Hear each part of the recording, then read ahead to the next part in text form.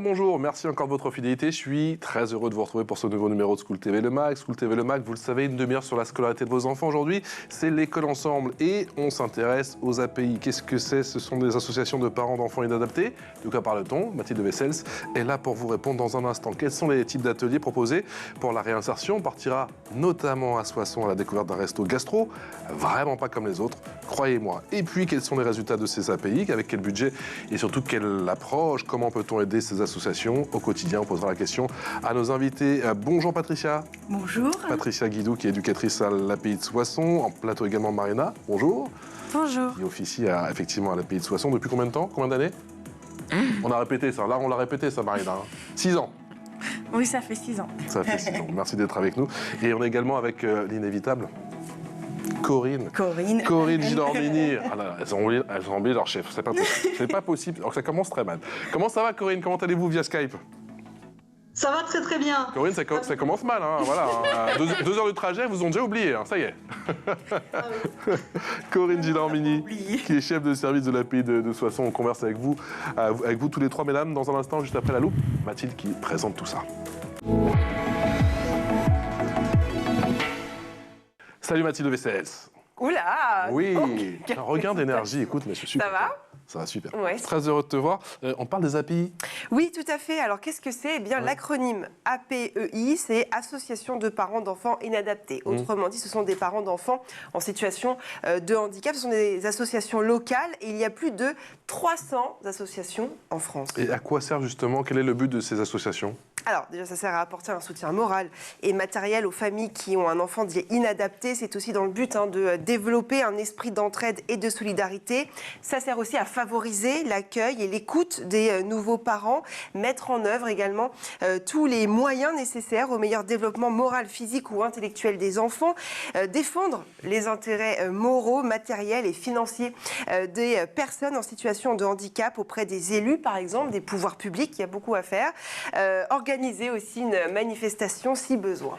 Alors, ces associations, ce sont de véritables structures, on va le voir dans un instant. Et dans ces structures, il faut absolument parler des IME et des ESAT. Bien sûr, on ne peut pas parler des associations sans parler des IME, qui sont des établissements de type institut médico-éducatif, c'est-à-dire en fait que la mission d'un IME est d'accueillir des enfants et adolescents atteints de déficiences intellectuelles liées à des troubles de la personnalité, de la communication ou des troubles moteurs ou sensoriels. Voilà, j'ai tout dit. Et puis un ESAT.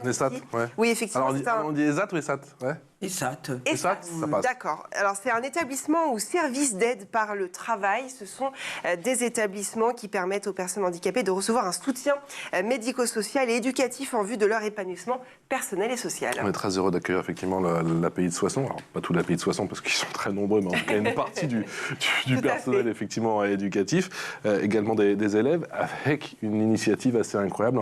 Un resto gastro. Et oui, ils ont ouvert un restaurant. Ce restaurant s'appelle La Cuisine Ouverte. Il s'agit d'un restaurant pédagogique où, je reprends leurs mots, la gastronomie et la solidarité ne font qu'un. Ce sont les jeunes de l'IME de Soissons qui préparent et servent les plats eux-mêmes. Le but est de mettre en lumière leurs compétences et leur savoir-faire et ainsi leur permettre de prendre confiance en leurs capacités. La Cuisine Ouverte compte 10 jeunes du groupe pro de l'IME qui préparent et servent les plats accompagnés d'un chef cuisinier évidemment qui est là à leur côté.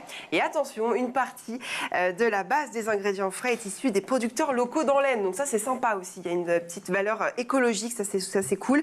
Et nous en parlerons avec nos invités dans un instant.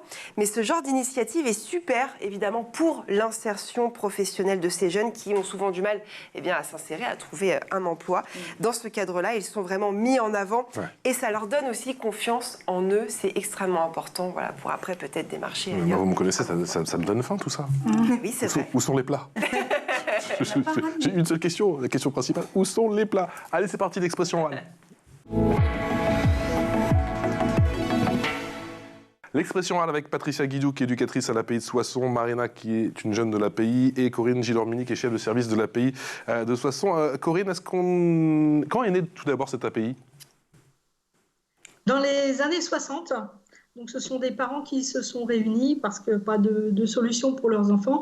Et ils ont commencé d'abord avec l'IME, en montant d'abord l'IME pour accueillir les enfants. Et ensuite, ils l'ont élargi aux adultes et construit les différentes structures de l'APEI au fur et à mesure des besoins. C'est une des structures les plus développées de France. Pardon? C'est une des structures les plus développées de France, cet API. Oh, non, elle est dans la moyenne. Il y en a partout sur tout le territoire français.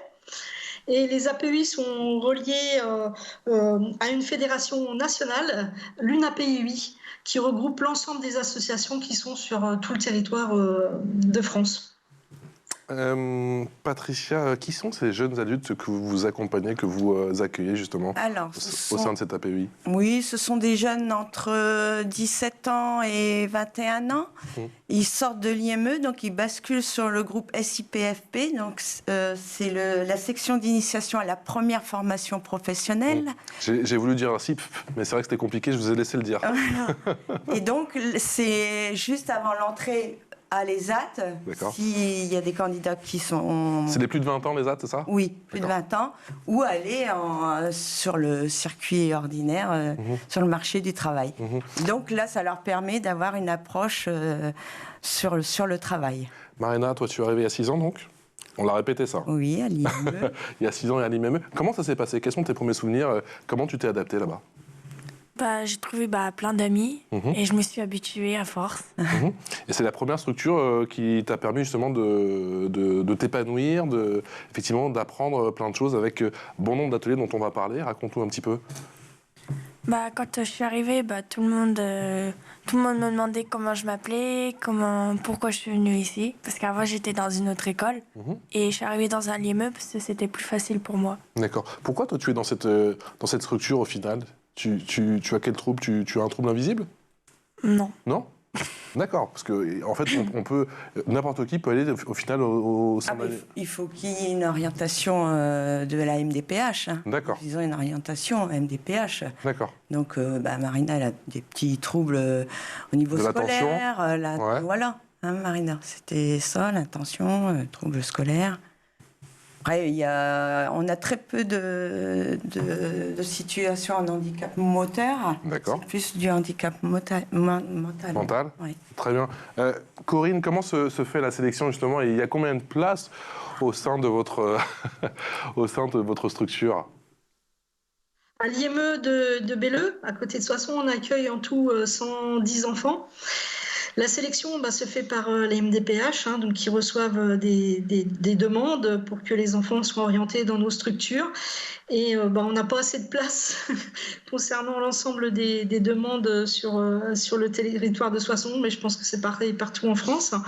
Donc voilà, on reçoit les familles.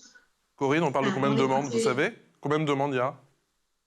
Là, en ce moment, on a une liste d'attente de presque 35 personnes en liste d'attente pour rentrer à l'IME, avec notamment beaucoup d'enfants autistes. Avec notamment beaucoup d'enfants autistes.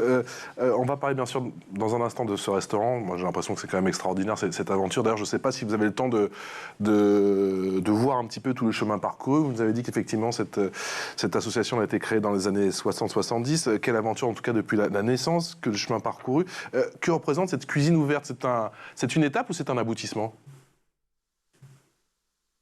Et un peu les deux.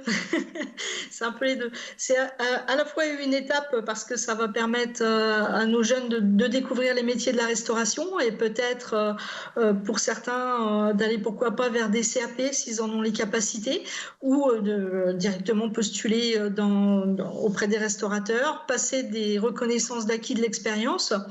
C'est aussi un aboutissement parce qu'il y a longtemps que ces jeunes travaillent des ateliers cuisine à l'API de Soissons.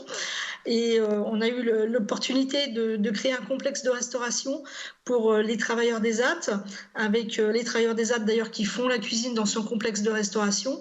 Et le restaurant est accolé au complexe de restauration au self. Donc ça, voilà, c'est aussi un aboutissement qui a pris plusieurs années pour réaliser ce projet. Patricia, quelle est votre définition de ce restaurant pédagogique? D'après vous, il coche toutes les cases de ce que vous voulez faire, justement? Oui, c'est vraiment un tremplin pour les jeunes, justement, pour aller travailler sur l'extérieur ou sur les ZAT. Puisque maintenant, il existe aussi pour eux, ce qui leur permet d'avoir une RAE.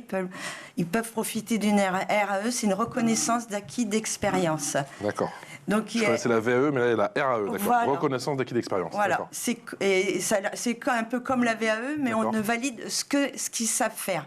Ce qui leur permet de valider plusieurs fois des RAE. Et quand ils vont chez un employeur, et ben, l'employeur voit ce qu'ils savent faire dans différents Il est magnifique, métiers. votre restaurant. On a vu des images en plus qui ont été diffusées par Haute-Kini. Très classe, gastro, très bon, attention. Et on y apprend quoi, Marina? Alors, on apprend à servir, à mettre les tables correctement et bien mis. Et c'est aussi se servir de la caisse. Et se servir de la caisse. Il y a un côté ludique ou c'est plutôt stressant parce qu'on sait qu'il faut être assez rigoureux quand on se sert justement dans un tel restaurant? Ça met un peu la pression? Raconte-nous. Ça s'est passé comment les premières fois? Au début? Au début, j'étais en cuisine. D'accord. Ça va, ça allait. Mais quand tu passes en service, c'est un peu compliqué parce qu'au début, t'es... Comment dire? Hésitant? Stressé? Et après, quand tu t'habitues, c'est sûr que c'est facile. Ouais. Corinne, vous avez dit que c'était une étape et un aboutissement, mais on l'a vu, en plus, il est magnifique. J'imagine que ça a été un travail de longue haleine. Dans quelle mesure cet atelier, pour le moins particulier, remarquable, coche toutes les cases en termes d'insertion et d'apprentissage? Il ne coche pas exactement toutes les cases. On est vraiment sur un atelier pédagogique. Donc l'idée, c'est d'accompagner des jeunes vers des savoir-faire. Par contre, il n'y aura pas de diplôme délivré. C'est pas le but. On n'est pas en compétition avec les écoles hôtelières, par exemple. Donc là, on permet vraiment à des jeunes de découvrir. Il reste 3 mois en atelier restauration cuisine, et ensuite ils vont choisir aussi d'autres ateliers par la suite. Et peut-être en fin de cursus d'IME, ils pourront y rester un petit peu plus longtemps s'ils le souhaitent. Comment fonctionne ce restaurant atelier? Oui, pardon, allez-y. On vient juste de commencer. On a ouvert au mois de février au public. Donc pour l'instant, sur la suite, on n'a pas trop de recul non plus pour savoir si ça va vraiment permettre à nos jeunes de s'insérer dans le circuit de l'emploi au niveau local. Mais on l'espère bien. Mais alors du coup, avec le peu de retour d'expérience que vous avez le sentiment qu'il y avait quand même un avant et un après ce restaurant? Oui, bien sûr, parce que c'est vraiment un très bel outil. Les jeunes apprennent la cuisine avec un chef cuisinier, plus un éducateur à leur côté, ce qui leur fait vraiment découvrir de nouveaux savoir-faire. Et ils sont en capacité de montrer au public tout ce qu'ils sont en capacité de réaliser en dépit de leur handicap. Donc c'est aussi l'opportunité de faire changer le point de vue du public sur nos structures, sur les jeunes qu'on accueille, et de donner envie d'aller les rencontrer au-delà des préjugés qu'il peut encore y avoir. Marina, tu préfères être en salle ou en cuisine? Avec la brigade en cuisine ou plutôt en salle? En salle. Pourquoi? Parce qu'en salle, tu peux servir et tu peux aller à la caisse et payer. Et tu as aussi le contact avec le public, j'imagine? Oui. Ça, t'aimes bien, ça, je sens. Un très bel outil, effectivement. Patricia nous disait, Corinne, il y a un instant, mais elle nous disait tout de même que ça ne cochait pas toutes les cases parce qu'il n'y a pas effectivement de diplôme à la fin, il n'y a pas de certification. Il n'y a pas de diplôme. Peut-être une étape. Et nous, on n'est pas. Dans le futur. Moi, je ne suis pas cuisinière, je suis pas. Voilà, je suis éducatrice. C'est ce que vous dites. On les forme, voilà, selon quand même le cursus d'un serveur ou le cursus d'un sapé de cuisine, mais voilà. Ils ont la banane quand même, je vois qu'ils ont sourire bissé, j'en ai vu d'autres tout à l'heure. En régie et dans les couloirs, il faut le préciser, ils sont tous venus en force. Oui, on sent ils sont venus soutenir Marina, et surtout vous, Patricia, j'ai le sentiment. Parce qu'on va dire la vérité. Comment ça se passe? Il y a un roulement justement pour cet atelier restaurant gastro. Combien de temps ça dure et tout le monde peut y participer? Nous, il est ouvert le mardi et le vendredi. D'accord. Et puis, donc, il y a un roulement. Il passe... De quelle heure à quelle heure, je note? Je suis très intéressé, du coup. Alors, on reconnaît mon petit côté gourmand. Alors, on part pour 9h. D'accord.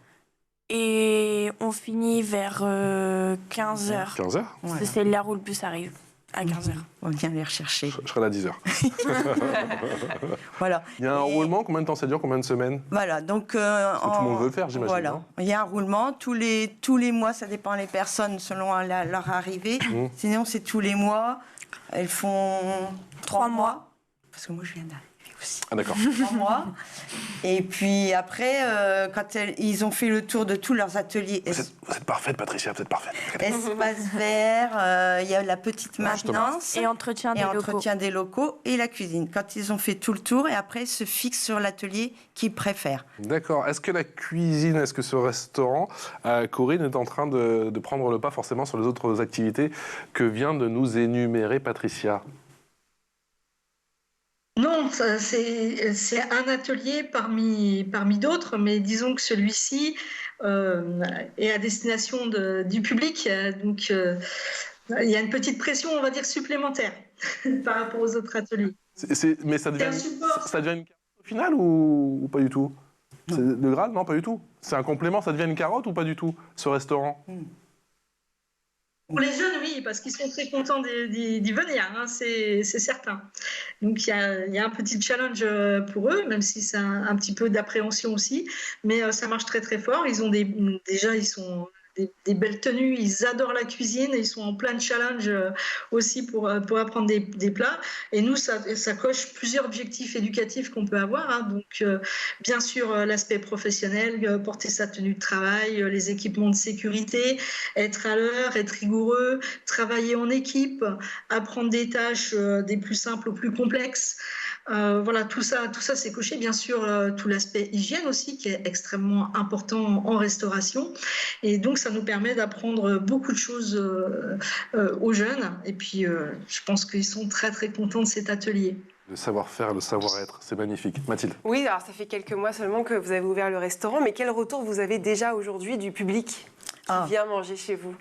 De très bons retours. Pour l'instant, on n'a que des bons retours. Les gens sont très satisfaits.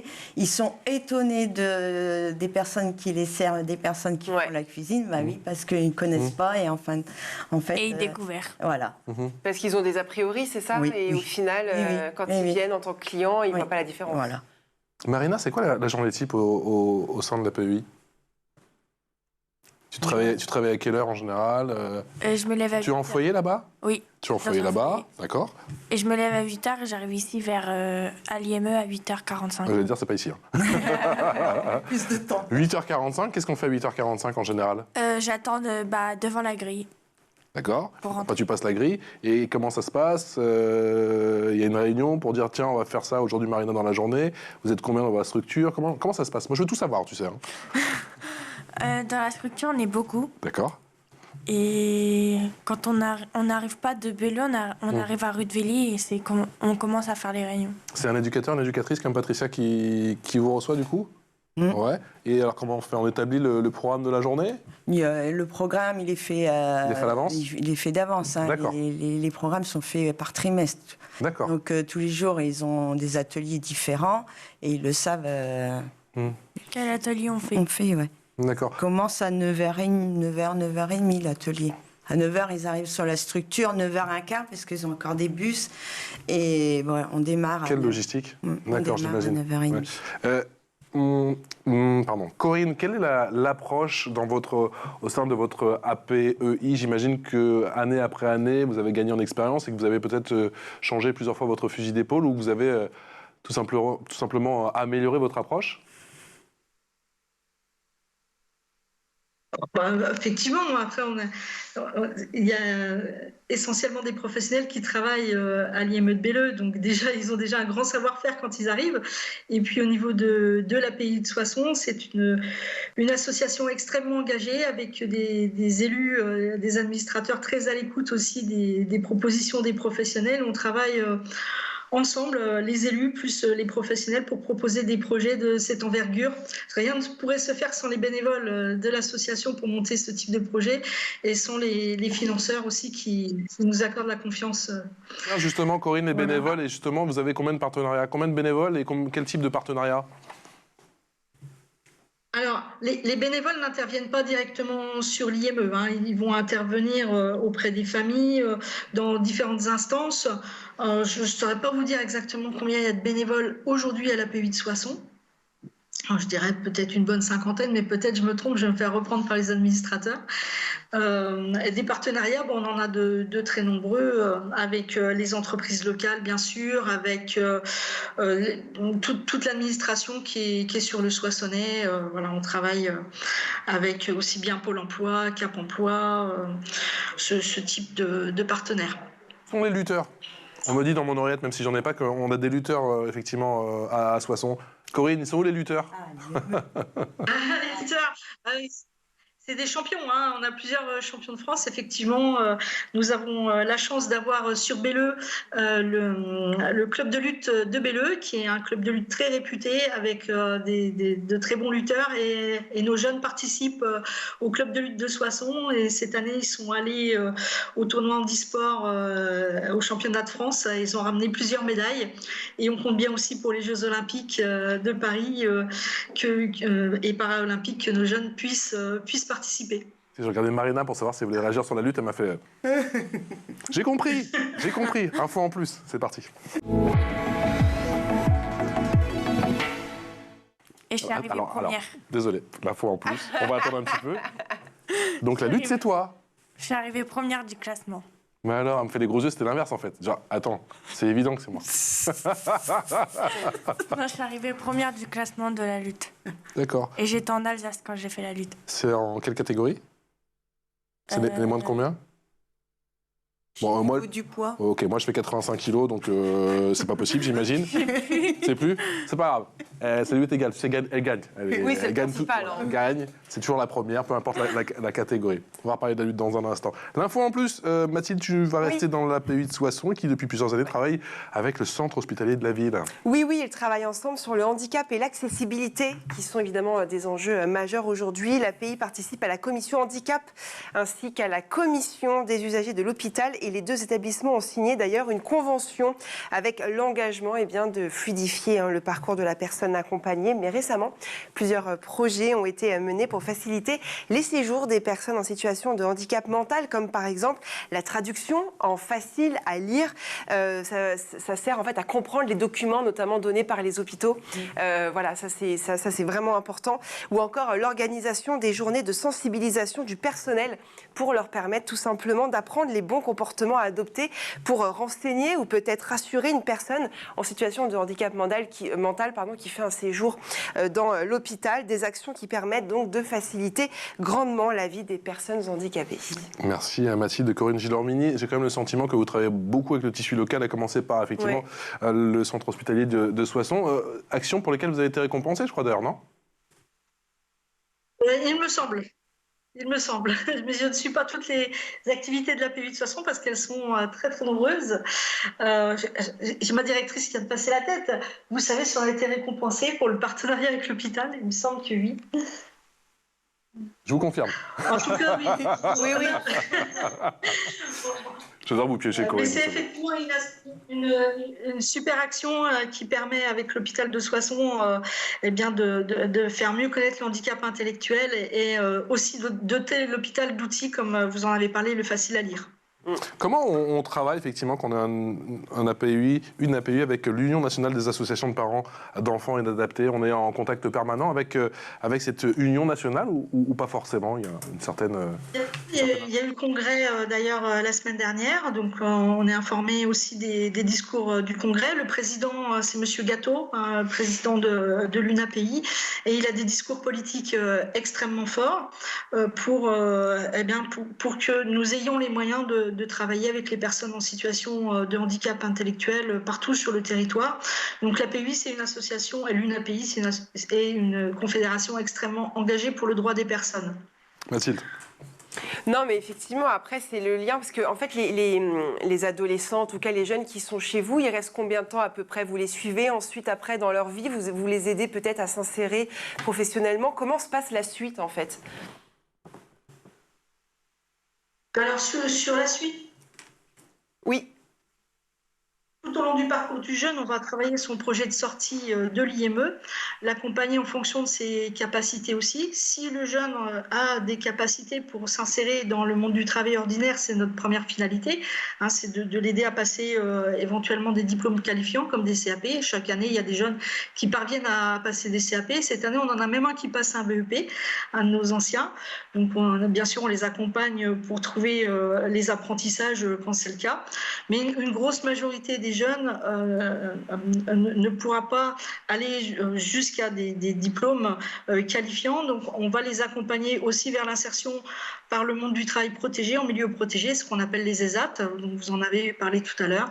Et parfois, certains jeunes, même le milieu de l'ESAT va être très difficile d'accès pour eux, puisqu'on accueille tout type de handicap intellectuel dans les IME. Donc, on accompagne les familles et les jeunes jusqu'à l'âge adulte. Hein, donc, les jeunes restent au moins jusque 20 ans à l'IME. Et après les 20 ans, on va essayer de sécuriser au maximum les parcours en partenariat aussi avec les MDPH hein, qui nous aident à finaliser les projets et puis les structures adultes autour de nous. On suit les jeunes pendant 3 ans après leur sortie de l'IME s'ils en font la demande, s'ils le souhaitent. D'accord. Je vais faire attention à ce que je dis parce que je sais que maintenant Marina est championne de lutte. Marina, toi, c'est quoi l'étape? Est-ce que tu penses au futur? Effectivement, Mathilde demandait quel était le suivi effectivement au sein de la PEI. Est-ce que déjà, toi, tu es réconcilié? Tu m'as dit que l'école, c'était pas trop ton truc. Je la fais très trivialement. Est-ce que tu as un petit peu changé de vision? Est-ce que du coup, Soissons, tu as un petit peu réconcilié justement avec le monde de l'apprentissage, de l'école, voire même le monde professionnel? Comment tu entrevois la suite? Tu y penses maintenant ou pas forcément? Non, pas forcément. Tu vis au jour le jour? Et tu prends du plaisir au jour le jour avec tes camarades, j'imagine? Oui, je prends plaisir avec mes camarades, mais sinon, après, ça va. Et tu te vois évoluer maintenant dans quel monde professionnel? Est-ce que tu as une idée sur, justement, l'orientation? Là, tu as eu, j'imagine, une expérience avec, bien sûr, sportive, mais aussi avec le restaurant. Est-ce que ça te donne, toi, des petites pistes, des petites clés pour te dire, tiens, pourquoi pas, je me vois bien... Puis j'ai compris que tu voulais aussi gérer l'argent, parce que tu m'as beaucoup parlé de la caisse. Ça te donne des petites clés, des petits indices, non? Oui, ouais. ça me donne un indice. Et dans ces cas-là, on en parle avec qui au sein de l'association, Patricia? Elle en parle avec nous, elle parle de son projet de vie. Justement, Marina elle disait qu'elle aimait bien travailler dans le service. Donc, avec une éducatrice, ils ont été voir plusieurs établissements, se présenter, faire un CV, et ça s'est passé comment? Lettre de motivation. Apprendre à tout ça, voilà. Et puis donc là, si Marina veut rester au service, on va essayer de lui faire passer sa RAE, justement, pour avoir de quoi présenter quand elle voudra se présenter sur le travail extérieur. RAE, j'aurais appris quelque chose aujourd'hui, c'est vrai que j'en étais resté à VAE. Corinne Gilormini, quelle est la plus belle des récompenses? C'est le sourire des jeunes, c'est de les voir heureux. Voilà, c'est ça. On en a un très beau. Regardez Marina, c'est magnifique. Merci en tout cas à toutes les trois. Merci d'être venus nous parler effectivement de ces associations ô combien importantes que sont les APEI, l'APEI de Soissons. N'hésitez pas à aller effectivement sur leur site internet et renseignez-vous. Il y a un restaurant très sympa, très bon, gastro, avec des jeunes que je vous recommande. Même si, attention, il y en a qui sont champions de lutte. Attention. Attention. Attention, si on ne paye pas. Je vous présente la jeune fille qui est à la caisse. Patricia Guidou, qui est éducatrice à l'APEI de Soissons. Marina, qui, bien sûr, est à Soissons. Et Corinne Gilormini, qui est chef de service à l'APEI de Soissons. On vous embrasse très fort. Et on va aller saluer tous les copains qui sont derrière, à côté de la régie, effectivement, parce qu'ils sont une vingtaine. Ils sont venus à 12 minibus. Et à tous Soissons. Un minibus. C'est mon petit côté marseillais, même si je ne suis pas mon petit côté antillais. J'exagère toujours un petit peu. Merci Marina. On se retrouve très bientôt. On va suivre, effectivement, tes pas dans le monde professionnel. À très bientôt. Un grand merci à Mathilde Bessels et à Aude Kini en régie. Excellente journée en notre compagnie.